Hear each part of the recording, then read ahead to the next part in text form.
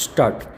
આ ફોજદારી અપીલની વિગત એવી છે કે રાજકોટના વિદ્વાન 15મા એડિશનલ ચીફ જ્યુડિશિયલ મેજિસ્ટ્રેટશ્રીએ તેઓ સમક્ષના ફોજદારી કેસ નંબર 5098/2016 ના કામે તારીખ 7/4/2023ના રોજ આંક 44થી આપેલ ચુકાદામાં આરોપીને ભારતીય દંડ સંહિતાની કલમ 279, 338 તથા ધી મોટર વ્હીકલ એક્ટની કલમ 184, 177, 134 મુજબના ગુનામાંથી નિર્દોષ ઠરાવી છોડી મૂકવાનો હુકમ કરેલ.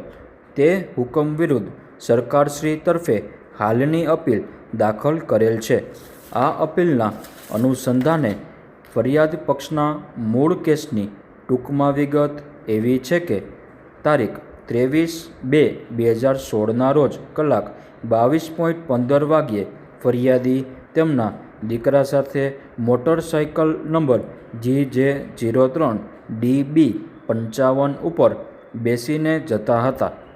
ત્યારે આરોપીએ પોતાના કબજા ભોગવટાવાળી મોટર કાર નંબર GJ01HJ3125 પૂરઝડપે, બેદરકારીથી અને ગફલતભરી રીતે ચલાવી ફરિયાદી તથા શાહેદ નયનભાઈને અડફેટે લઈ ઈજા કરી નાસી ગયેલ.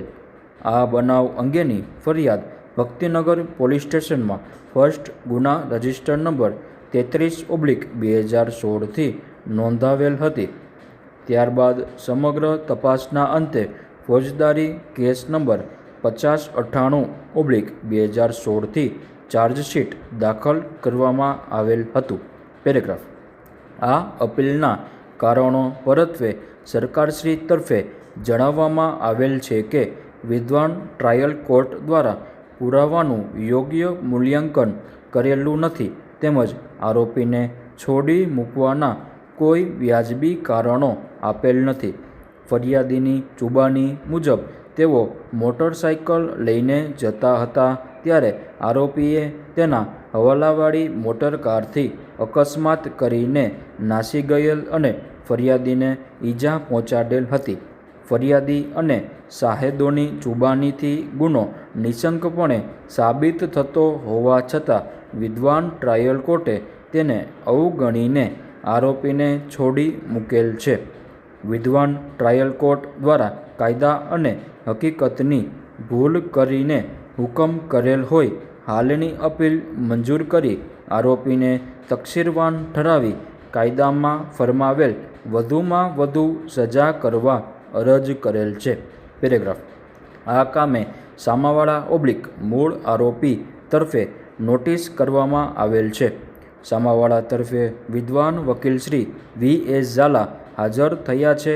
તેઓએ રજૂઆત કરતા જણાવેલ છે કે વિદ્વાન ટ્રાયલ કોર્ટ સમક્ષનો પુરાવો જોવામાં આવે તો ફરિયાદ પક્ષ આરોપી વિરુદ્ધનો ગુનો નિશંકપણે સાબિત કરી શકેલ નથી.